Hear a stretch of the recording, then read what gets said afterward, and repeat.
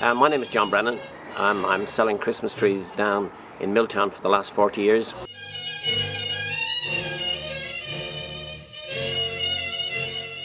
One of the things that a male should never do is ever offer any advice on Christmas trees. Listen to my story and I'll take you back with me. I've got the hair, it's the right colour for Christmas, and I'm sure if I got a white beard I could turn into Santa Claus himself. Now, I'm here with John Brennan, who's been selling Christmas trees for a very long time, I believe. Yeah, we've been selling Christmas trees here for nearly 50 years. I took over from my father, who passed away in 1968.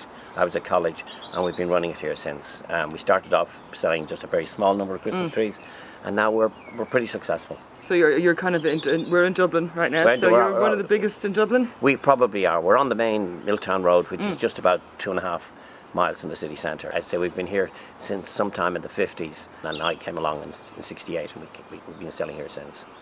And you were just an embryo at the time? I was just an embryo at the time, yes, I was. I started very, very, very young and very small, yeah.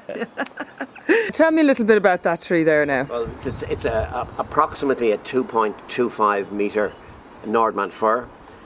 They don't grow naturally like this. They have to be, if it was allowed to grow normally, it would be basically a bushy bit at the bottom and a big long stalk.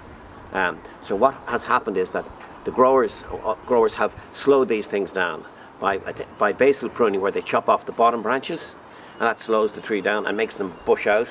They also put a type of hormone on the leader which slows it down, and that makes them, and again you have the short gaps between the various different whorls of branches.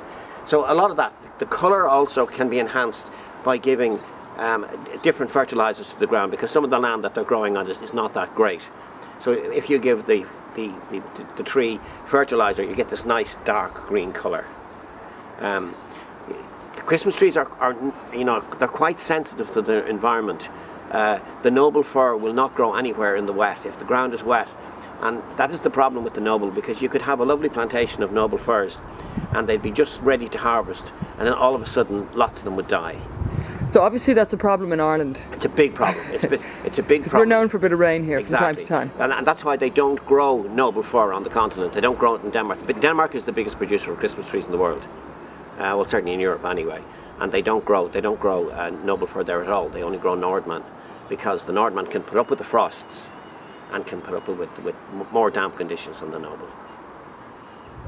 The variety noble fir was the original non-shed Christmas tree that was produced in Ireland sometime back in the 70s, and they were produced by accident. In fact, these were growing under power lines, and because they knew they would never grow fully up to their full height. And what happened was that somebody decided to take them out and sell them as Christmas trees. So sometime around about 1972, 73, these appeared on the Irish market.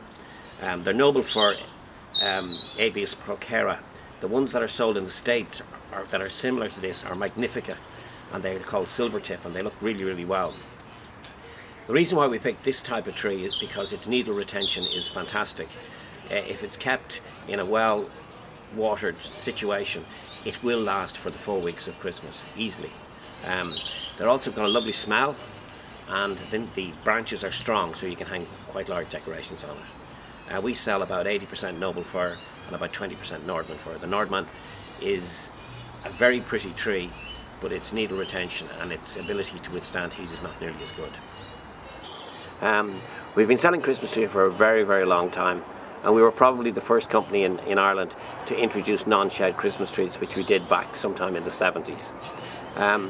It's great here on a Saturday when the entire families come to buy Christmas trees, because it's the most democratic decision of all. I mean, you could have a captain of industry with the mother and then the smallest child in the family will make the decision on the Christmas tree.